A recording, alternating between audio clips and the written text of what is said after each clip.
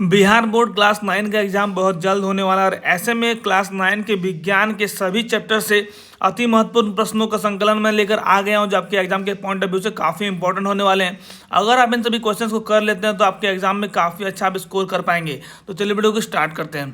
पहला चैप्टर आप देख सकते हैं कि हमारे आसपास के पदार्थ से कुछ प्रश्न मैंने लिए हैं, जहाँ पे आप देख सकते हैं पदार्थ की परिभाषा क्या है। तो आंसर आप देख सकते हैं जो स्थान घेरता है और द्रव्यमान रखता है, जो दिखाई देता है, जो केवल ठोस हो या इनमें से कोई नहीं। तो आंसर हो जाएगा ए, यानी कि जो स्थान घेरता है और द्रव्यमान रखता है। अगला प्रश्न है पदार्थ की कितनी अवस्थाएं होती है। तो हम जानते हैं कि ठोस, द्रव और गैस, यानी कि 3 अवस्थाएं होती है, यानी कि ऑप्शन बी। फिर अगला प्रश्न है कि ठोसों के कणों के बीच आकर्षण बल कैसा होता है। तो हम जानते हैं कि ठोस में सबसे अधिक होता है, द्रव में थोड़ा कम होता है और गैस में काफ़ी कम होता है। तो आंसर हो जाएगा बी। फिर अगला प्रश्न, गैस के कणों की गति कैसी होती है। तो आंसर क्या हो जाएगा, बहुत तेज। गैसों में कणों की जो गति होती है वो काफ़ी तेज होती है। फिर अगला प्रश्न है कि ठोस से सीधे गैस में बदलने की प्रक्रिया क्या कहलाती है। तो आंसर हो जाएगा हमारा ऊर्ध्वपातन, यानी कि आपने कपूर जलते हुए देखा होगा, वो ठोस अवस्था में होता है और जल के सीधा गैस बन जाता है। तो यहाँ पे वही पूछा गया कि ठोस से सीधे गैस में बदलने की प्रक्रिया क्या कहलाती है, उसे ऊर्ध्वपातन कहते हैं, यानी कि इंग्लिश में सब्लिमेशन कहते हैं। अगला प्रश्न है बर्फ का गलनांक क्या होता है। तो आंसर हो जाएगा 0 डिग्री सेल्सियस। फिर अगला प्रश्न है जल का क्वथनांक क्या होता है, यानी कि कितने डिग्री पर जो जल है वो उबलता है। तो आंसर हो जाएगा सी, यानी कि 100 डिग्री सेल्सियस। अगला प्रश्न है गैस से द्रव में परिवर्तन की प्रक्रिया क्या कहलाती है। तो आंसर हो जाएगा ए, यानी कि संघनन। हम सभी जानते हैं कि वाष्पीकरण की प्रक्रिया में जल पहले भाप में बनता है, यानी गैस के रूप में ऊपर जाता है और बादलों में संघनित हो जाता है, और यह प्रक्रिया क्या कहलाती है, संघनन की। फिर अगला प्रश्न है कि वाष्पीकरण किस तापमान पर होता है। तो ये 0 से लेकर 100 डिग्री के बीच में किसी भी तापमान में हो सकता है, हालांकि 100 से अधिक डिग्री में भी हो सकता है। तो फिलहाल यहाँ पे 4 ऑप्शन दिए गए कि 100 डिग्री सेल्सियस पर, किसी भी ताप पर, 50 डिग्री सेल्सियस पर। तो आंसर हो जाएगा सी, यानी कि किसी भी ताप पर। फिर अगला प्रश्न है कपूर किस प्रक्रिया से उड़ जाता है। तो अभी हमने डिस्कस किया ऊर्ध्वपातन की प्रक्रिया से, जिसमें कोई भी ठोस सीधे गैस में बदल जाता है। फिर अगला प्रश्न है दूसरे चैप्टर से आप देख सकते हैं कि समांगी मिश्रण को क्या कहते हैं। आंसर आप देख सकते हैं विलयन कहते हैं, जिसमें विलेय और विलायक घुले रहते हैं। अगला प्रश्न है कि विलयन के घटक होते हैं। विलयन में क्या क्या होता है, आप देख सकते हैं विलेय और विलायक होता है। जैसे कि चीनी और पानी के शरबत में हम लोग क्या प्राप्त होता है, विलयन प्राप्त होता है। तो उसमें दोनों जो घटक है वो कौन कौन से हैं। तो पानी हमारा विलायक का काम करेगा और चीनी जो है वो विलेय का काम करेगा। तो आंसर हो जाएगा हमारा ऑप्शन ए। अगला प्रश्न है कि पानी में नमक घुलना किस प्रकार का मिश्रण है। तो हम जानते हैं इसका आंसर हो जाएगा ए, विलयन है।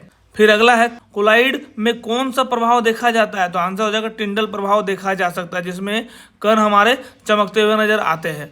अगला प्रश्न है निलंबन के कण कैसे होते हैं। तो आंसर हो जाएगा बी, बड़े होते हैं। फिर आते हैं अगले चैप्टर में जो कि है परमाणु और अणु। इससे जुड़े हुए कुछ प्रश्न देख लेते हैं जो आपके एग्जाम के लिए काफ़ी इंपॉर्टेंट होने वाले हैं।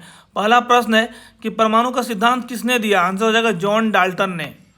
अगला प्रश्न है किसी तत्व का सबसे छोटा कण कौन सा होता है। तो आंसर हो जाएगा हमारा बी, यानी कि परमाणु। परमाणु सबसे छोटा कण होता है किसी तत्व का। फिर अगला प्रश्न है जल का रासायनिक सूत्र क्या है। ये सभी जानते हैं जल का रासायनिक सूत्र H2O होता है। अगला प्रश्न है परमाणु द्रव्यमान की इकाई क्या होती है। तो इसका आंसर हो जाएगा ए, यानी कि एटॉमिक मास यूनिट। अगला प्रश्न है एक मोल में कणों की संख्या कितनी होती है। तो आंसर हो जाएगा ए, यानी कि 6.022 इंटू 10⁻23। चलिए अब अगले चैप्टर की तरफ बढ़ते हैं जो कि है परमाणु की संरचना। इससे कुछ प्रश्न देख लेते हैं। पहला प्रश्न है इलेक्ट्रॉन की खोज किसने की। आंसर हो जाएगा जे थॉमसन ने। बहुत इंपॉर्टेंट क्वेश्चन है, कई बार पूछा जा चुका है, इस बार भी पूछा जा सकता है। अगला प्रश्न है नाभिक की खोज किसने की। आंसर हो जाएगा रदरफोर्ड ने। अगला प्रश्न है कि इलेक्ट्रॉन का आवेश क्या होता है।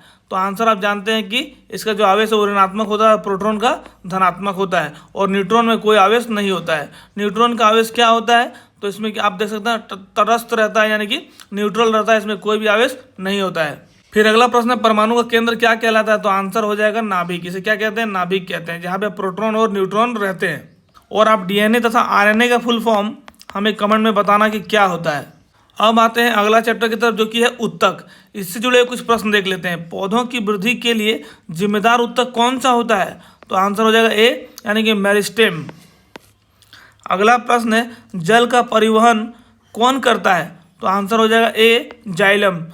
ज से जल, ज से जाइलम, फ से फूड, फ से फ्लोएम। ये आप याद रखेंगे तो आपको आराम से याद करने में कोई दिक्कत नहीं होगी। फिर अगला प्रश्न है भोजन का परिवहन कौन करता है? तो आंसर आप देख सकते हैं कि फ्लोएम। जैसे कि मैंने बताया फ से फूड, फ से फ्लोएम, यानी कि फ्लोएम क्या करता है? फूड को कैरी करने का काम करता है। आते हैं अगले चैप्टर की तरफ जो कि है जीवों में विविधता। इससे जुड़ा हुआ प्रश्न है कि वर्गीकरण की प्रणाली किसने दी?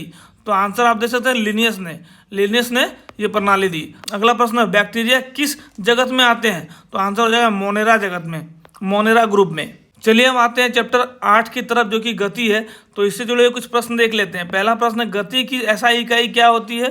तो आंसर हो जाएगा मीटर प्रति सेकंड। फिर अगला प्रश्न है वेग की एसआई इकाई क्या होती है? तो इसका भी आंसर हो जाएगा मीटर प्रति सेकंड। फिर अगला गति का सूत्र कौन सा होता है? तो v बराबर s/t, जहाँ पे s और t क्या है कमेंट में लिख के आप बताना।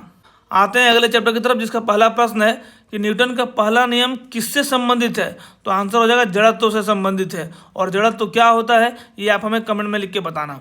अगला प्रश्न न्यूटन का दूसरा नियम क्या है? तो आप देख सकते हैं कि F बराबर ma, जिससे हमें बल का व्यंजक मिला है, वही न्यूटन का दूसरा नियम है जिससे हमें ये सूत्र प्राप्त हुआ है। फिर अगला चैप्टर है गुरुत्वाकर्षण। इससे जुड़ा हुआ प्रश्न है कि गुरुत्वाकर्षण का नियम किसने दिया? तो आंसर हो जाएगा न्यूटन ने। अगला प्रश्न गुरुत्वीय त्वरण का मान कितना होता है? तो 9.8 मीटर प्रति सेकंड स्क्वायर। और बड़ा जी का मान कितना होता है ये हमें कमेंट में लिख के आप बताना। अगला प्रश्न कार्य और ऊर्जा से कि कार्य की एसआई इकाई क्या होती है? तो आंसर हो जाएगा जूल। फिर अगला प्रश्न शक्ति की एसआई इकाई क्या होती है? आंसर हो जाएगा वाट। फिर आते हैं अगले चैप्टर की तरफ, ध्वनि से जुड़ा हुआ प्रश्न देखते हैं। ध्वनि किस प्रकार की तरंग है? तो आप देख सकते हैं कि ये अनुदैर्घ्य तरंग है और प्रकाश अनुप्रस्थ तरंग है। तो आंसर हो जाएगा ए। फिर अगला प्रश्न है ध्वनि की गति सबसे अधिक कहाँ होती है? तो ठोसों में इसकी गति सबसे अधिक होती है। अगले चैप्टर की तरफ बढ़ते हैं प्राकृतिक संसाधन। पहला प्रश्न है कि वायुमंडल में सबसे अधिक गैस कौन सी है? तो आंसर हो जाएगा नाइट्रोजन जो कि 78% है, ऑक्सीजन लगभग 21% है और बाकी 1% में सभी गैसें आ जाती है। अगला प्रश्न है कि ओजोन परत कहाँ होती है? तो ओजोन परत जो है वो समताप मंडल में होती है। ये अगर पृथ्वी है तो पृथ्वी से 30 किलोमीटर की ऊंचाई से शुरू होती है और 50 किलोमीटर तक की ऊंचाई यानी कि 20 किलोमीटर की जो मोटी परत होती है यही ओजोन लेयर कहलाती है जो कि संताप मंडल में पड़ती है। अगला है खाद्य संसाधन। पहला प्रश्न है कि हरित क्रांति किससे संबंधित है? तो आंसर हो जाएगा कृषि उत्पादन से संबंधित है। अगला प्रश्न है मछली पालन किसका उदाहरण है? आंसर हो जाएगा जलीय कृषि। तो दोस्तों इस तरह से मैंने आपको 50 अति महत्वपूर्ण प्रश्न करा दिए हैं एनसीईआरटी क्लास 9 के साइंस बुक से, जो आपके एग्जाम के पॉइंट ऑफ व्यू से बहुत ही महत्वपूर्ण होने वाले हैं। अगर मेरा ये मेहनत आपको पसंद आया तो प्लीज़ इस वीडियो को शेयर करते हुए चैनल को सब्सक्राइब कीजिएगा और ऐसे ही वीडियोज़ के लिए please subscribe and comment in the comment box. Thank you so much. मिलते हैं अगली वीडियो में, तब तक के लिए take care, bye bye, thank you.